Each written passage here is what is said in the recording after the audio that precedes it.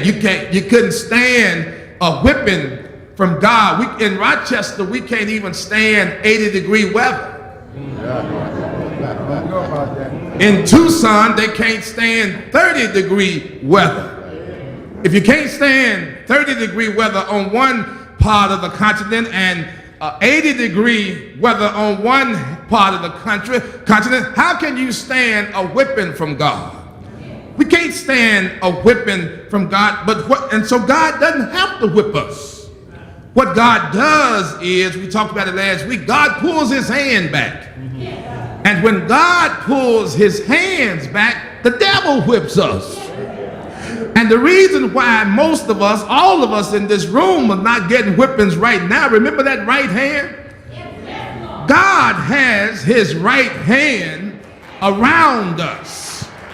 And so Jeremiah is dumping on us, y'all, because in verse 3, God turns his hand, look, from to him to against him. God Almighty.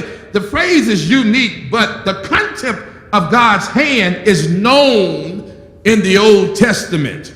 1 Samuel chapter 5, verse 6, it says, 1 Samuel chapter 5, verse 6, it says, but the hand of the Lord was heavy upon them of Ashdod, and he destroyed them. Really, it's saying with his hand. And he smote them with emerods, even Ashdod and the coasts thereof. Do you know that all power is in his hand? Yeah. And the hand of the Lord was heavy upon them. Job chapter 19, verse 21. This is what Job says. He says, have pity upon me. Have pity upon me, O ye my friends, for the hand of God has touched me. Now this is not the same kind of touch that they sing about that says, he touched me and I'm no longer the same. This is a different kind of touch. This is the kind of touch where a wind comes from the four corners of the earth and blows down your house while all of your 3 daughters and 7 sons are in the same house having a feast. And your daughters and sons are destroyed because of the hand of God. It's not the kind of hand that picks you up and turns you around and places your feet on solid ground. This is a different hand. This is the kind of hand where everything is gone, your camel, your oxen, your she-asses, and this is the kind of hand that causes your wife to look at you and say, if I were you, I would cuss God and die. This is why Job says to his friends, y'all have mercy on me because the hand of God has touched me. God's hand of favor had become a fist of adversity. Oh, preach today, Reverend. These outward changes were matched by bitterness. Let me tell you this, I don't care how sweet you are. I don't care how nice you are. I don't care how patient you are. I don't care how cool, calm, and collect you are. You can only take so much. Oh yeah, oh yeah, oh yeah. I don't care who you are. I'm just an old nicey. You can only take so much. And if they keep laying it on you, you know, keep dropping it on you, keep pushing you, it will turn that bitterness.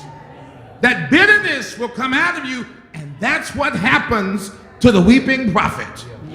He's bitter today. In Lamentations chapter 3, verse 15, it's right there in the text. He says, he has filled me.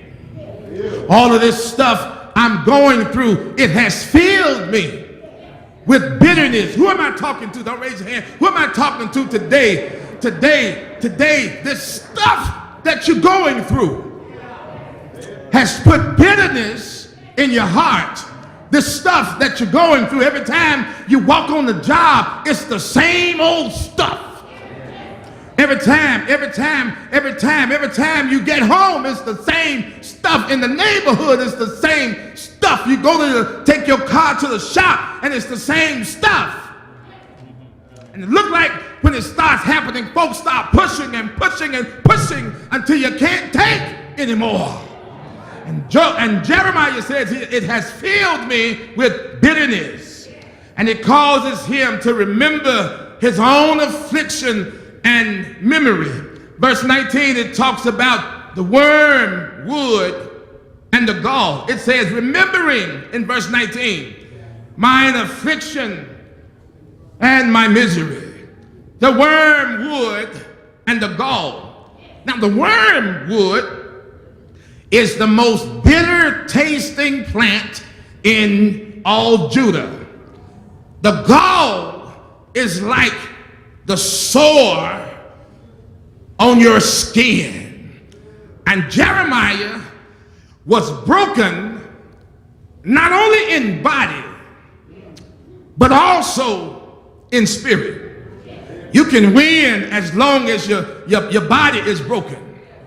I remember watching on clips of seeing how was it George Foreman who was just punching Ali, just punching and punching and punching and punching, and he was beating his body. But Ali's spirit was yet alive.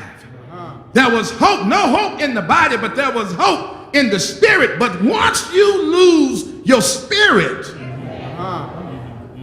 once your spirit is broken, I'm going to take this plane on up a little higher.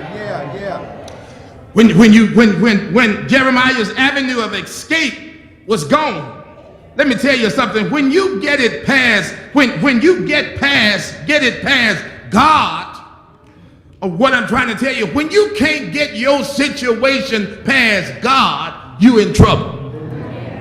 Y'all hear what I'm saying? When you got a situation and you taking this situation to God and you can't get a green light, you in trouble.